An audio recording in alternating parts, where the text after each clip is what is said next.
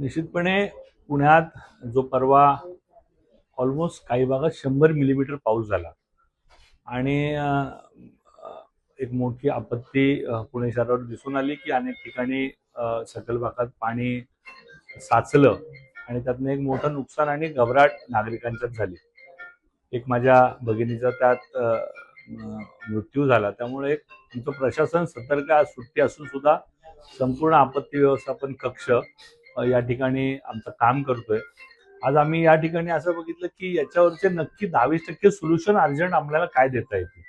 जे low living म्हणजे जो कात्रजच्या घाटापासून नदीपर्यंत मंगळवार पेठेपर्यंत जो अनेक ठिकाणी भाग येतो, मग तो लकडी पूल असेल, शिवाजीनगर गावठाण असेल, मंगळवार पेठ असेल, असे काही स्पॉट आहेत.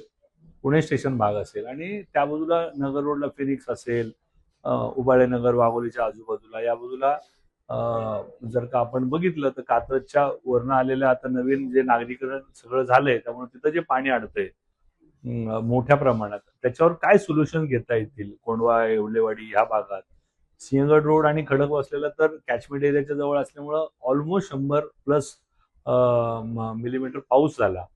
तर एवढ्या क्षमतेचं पाणी वहन क्षमता तयार करण्याच्या दृष्टीने आज आम्ही विचार केला आणि ही वहन क्षमता कशी होईल आणि ही लॉंग टर्म एक प्रकार भाग वेगळा आणि शॉर्ट टर्म रिलीफ काय लगेच देता येईल, की ज्या भागात 50% कमी पाऊस होतो तरी सुद्धा पाणी अडतं. म्हणजे काय, तर इतर ठिकाणचं सुद्धा पाणी जमा होतं. तर ते असे जे क्रॉनिक स्पॉट आहेत त्याच्यावर लगेच अभ्यास करून त्याचं सोल्युशन काढण्याच्या दृष्टीने ही बैठक आता आम्ही घेतली आणि त्या बैठकीतनं पुन्हा सोमवारी आम्ही आमचे सगळे अधिकाऱ्यांनी आम्ही बसून त्याच्यावर एक इमिजिएट रिलीफ काय देता येईल पुणेकरांना त्याच्यावर विचार करतो.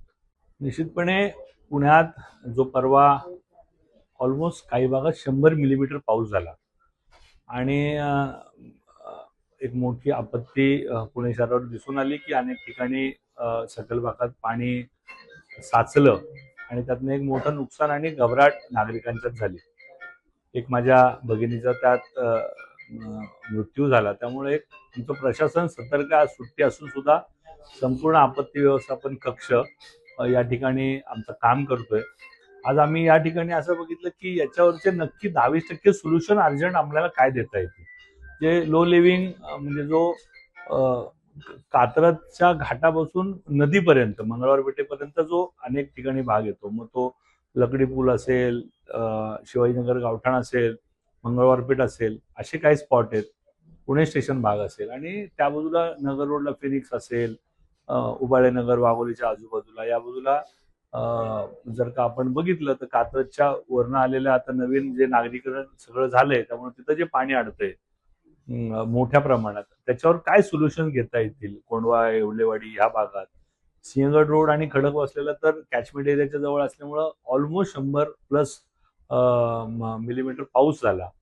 तर एवढ्या क्षमतेचं पाणी वहन क्षमता तयार करण्याच्या दृष्टीने आज आम्ही विचार केला आणि ही वहन क्षमता कशी होईल आणि ही लॉंग टर्म एक प्रकार भाग वेगळा आणि शॉर्ट टर्म रिलीफ काय लगेच देता येईल, की ज्या भागात 50% कमी पाऊस होतो तरी सुद्धा पाणी अडतं. म्हणजे काय, तर इतर ठिकाणचं सुद्धा पाणी जमा होतं. तर ते असे जे क्रॉनिक स्पॉट आहेत त्याच्यावर लगेच अभ्यास करून त्याचं सोल्युशन काढण्याच्या दृष्टीने ही बैठक आता आम्ही घेतली आणि त्या बैठकीतनं पुन्हा सोमवारी आम्ही आमचे सगळे अधिकाऱ्यांनी आम्ही बसून त्याच्यावर एक इमिजिएट रिलीफ काय देता येईल पुणेकरांना त्याच्यावर विचार करतो.